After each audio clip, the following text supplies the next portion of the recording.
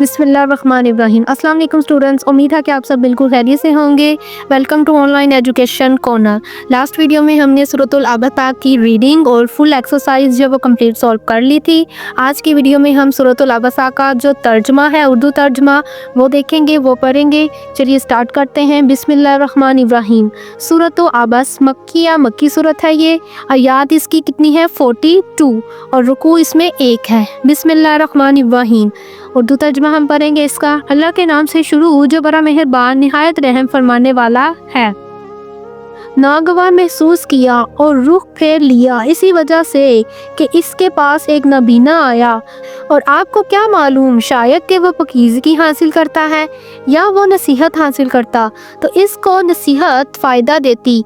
लेकिन जो शख्स दीन से बेपरवाही करता है तो इसकी तरफ तो आप ज़्यादा तवज्जो करते हैं और आप पर कोई ज़िम्मेदारी नहीं है अगर वो पकीज़गी हासिल नहीं करता।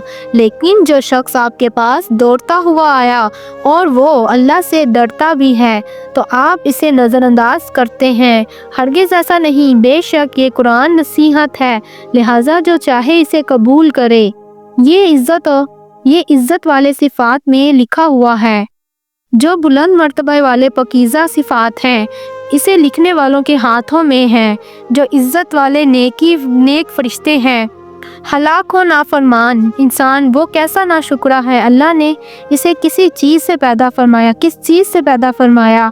एक कतरे से अल्लाह ने इसे पैदा फरमाया, फिर इसकी हर चीज़ का अंदाज़ा मुकर्रर फरमाया, फिर इसके लिए ज़िंदगी का रास्ता आसान फरमा दिया, फिर इसे मौत दी, फिर इसे कब्र में पहुंचा दिया, फिर जब वो चाहेगा इसे दोबारा जिंदा फरमा देगा। यकीनन इस नाफरमानी ने पूरा ना किया जिसका अल्लाह ने इसे हुक्म दिया।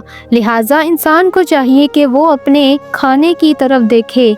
बेशक हमने बादलों से खूब पानी बरसाया, फिर हमने अच्छी तरह ज़मीन को फाड़ा, फिर हमने इसमें अनाज उगाया और अंगूर और सब्जियां और जैतून और खजूर और खूब घने बागात और फल और चारा सब पैदा फरमाए तुम्हारे और तुम्हारी मवेशियों के फ़ायदे के लिए।